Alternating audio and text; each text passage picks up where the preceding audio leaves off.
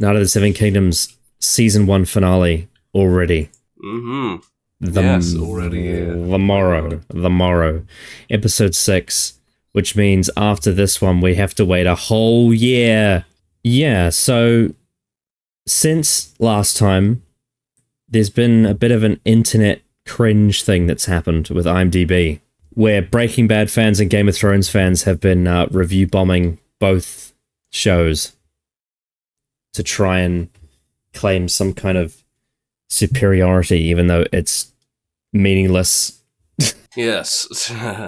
Yes, so that was weird. Anyway, In the Name of the Mother was what we had last time, which had part of it was flashback to Dunk's past, and part of it was the Trial of Seven battle with the tragic death and brain leakage of Baelor Breakspear Targaryen. Yes. Your thoughts going into the Morrow? From what I would imagine, we would get more of his brother, because now he's going to be in line for the throne. He's going to be a more prominent character, I would imagine. We'd also get a little bit of maybe some little, did you mean to do that? Obviously you hit him because he said you did. So did you properly want to kill him because you don't like him? That would be interesting if that's going to be sort of a little thing. Maybe we go a bit forward. Maybe. I don't know. The actual moment that it happens is actually in the episode as well. It's where Maekar is yelling, "My boy!" And then it's Lionel and Baelor trying to stop him, and Baelor whacks... Lionel... really? Wow. Maekar whacks Baelor on the back of the head with the weapon he has in his hand. Oh. And he's in a moment of anger. Yeah. Yeah, other than that, I'd imagine some very, very emotional moments with Dunk sort of coming down from having learned that the person who defended him, who's a higher lord, is now dead because of him in a very sad, backwards way. Yes. The one thing I do know about this episode is that there is something missing from it, and I know, and I do know what that thing is that's missing. So, I'll be talking about that at the end.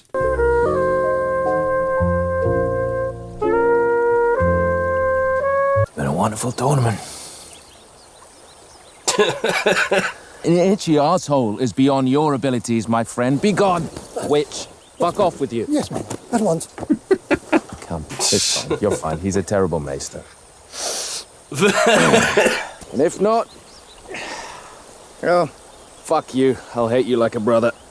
Now that's very Baratheon.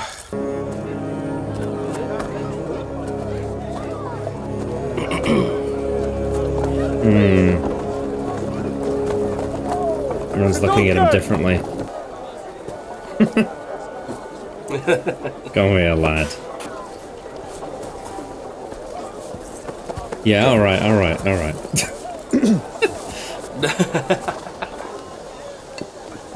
Ooh! Go on, lads! Good morning. Sir Duncan. This is Roll. He really is Podrick. The green apple ways. Oh, God. Feels like a boy. You heard that, Sir Duncan?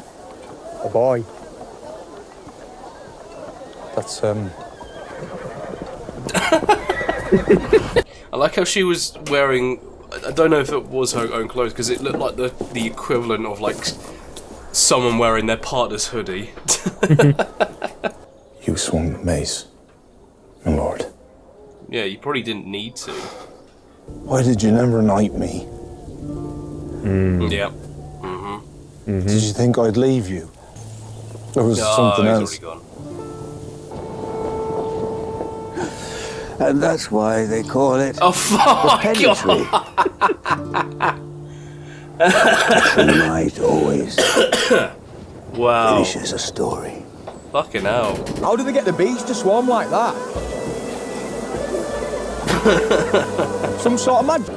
Jesus Christ. This is what we call the honeymoon phase. Ah, yes, honey from the bees, right? Boy.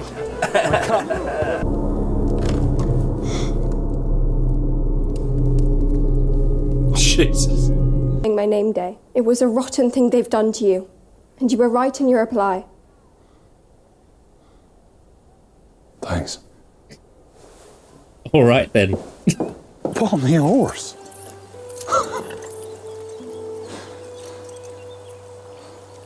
What a good Won't be lad. going with Lionel. No. What will you do then? Opening a new barreling outfit?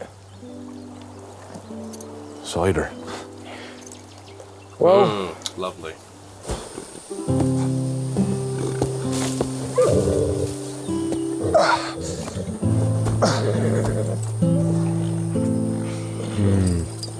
Any tree. My Lord Father says I am to serve you.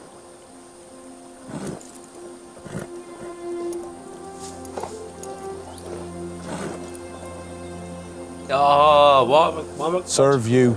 Ah, you show. Oh, fuck And you, he's- show. I can't believe this show made me cry. Wow. Ooh, little post-credit. Well, pre-credit. Where's Aegon? I've not seen him, my prince. I will ask the Septons. Where the fuck is he? He lied. You load 16 tons. Egg's a little liar, as we know. He's a little lying little bastard. Now I can talk about that thing I mentioned at the start. Mm-hmm. So, this is, now that I've seen it and I understand the context, this is all going to depend on what they do going forward, I think, because I've read these novellas, and from, if I remember correctly, Maekar gives his blessing for Egg to join Dunk at the end of the Hedge Knight, whereas here, Maekar said no, Egg lied that he gave his blessing, and then Maekar's like, where the fuck is Aegon? They're gonna have to pull a lot of weight to convincingly not have them tracked down by the powers that be in the second season, or going forward or whatever, because that's quite a big change.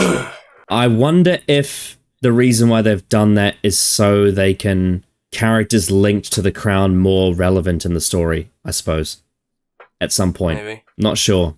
I'm curious about that. But anyway, your initial thoughts on the Morrow.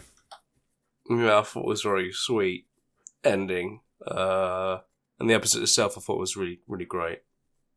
Mm. It was kind of what I expected in a lot of ways, but little bits I was like, oh, that's a bit of a surprising little bits and bobs. But overall, it's, yeah, kind of what I expected as sort of it's sort of the epilogue to the two hitters of the last two episodes.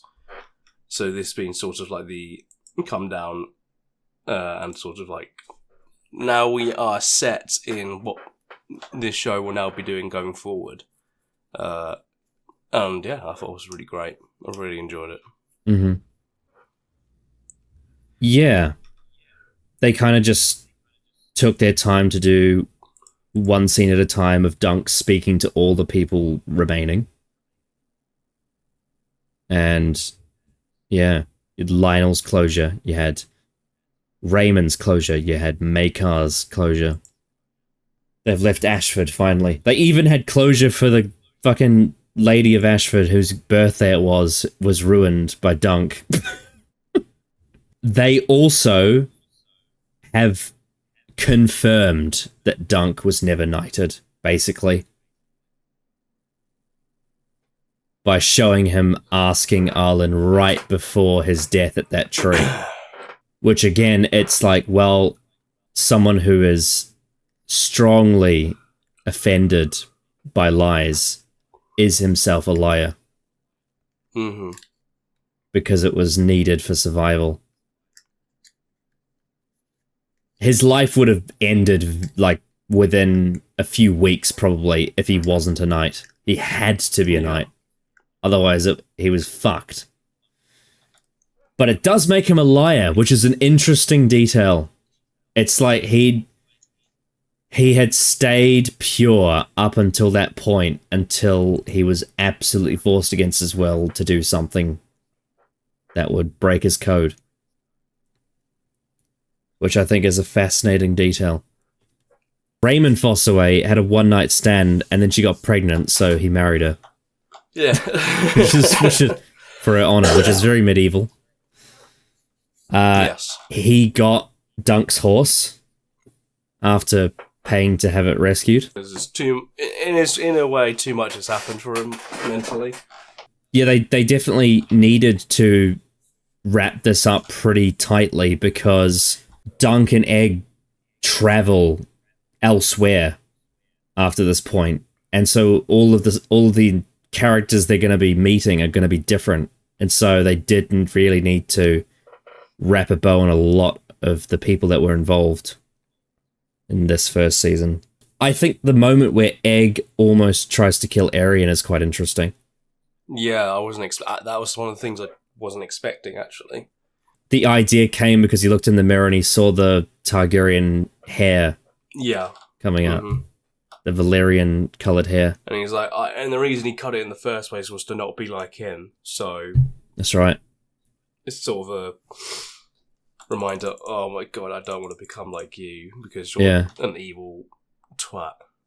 I really liked also Dunk saying to Daeron, Humphrey Beesbury is dead because of you, and Daeron's response, instead of getting defensive, he just says, can you look after Egg? Because if you don't, he will become like Arian. Or he'll become like me, and you don't want that. It's very clear that through, despite struggling with his alcoholic issues and also his withdrawal, Daeron very clearly is trying to get something good out of it. He feels like Egg is the only hope left for their family because, Baelor is dead. Valar won't be king because Maekar is now in line. Arian's just wrecked, Daeron is drunk, and he knows it himself, and Aemon is a maester, he can't influence anything. He kind of sees Egg as like the last one in his family that could amount to something good.